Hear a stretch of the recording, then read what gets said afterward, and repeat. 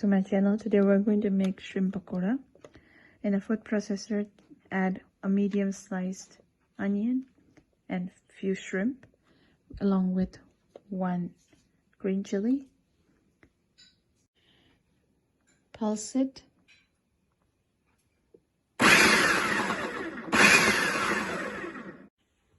To the mixture, add salt as per your taste.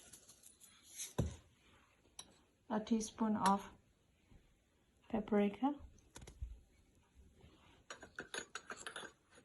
half a teaspoon of turmeric, few leaves, cilantro leaves, and mix it well together to incorporate it. Heat oil in a pan.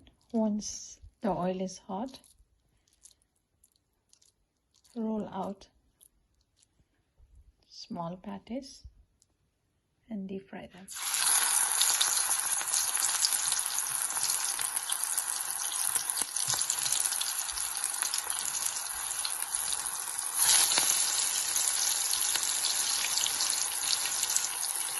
Once the bottom part is golden brown, flip it over.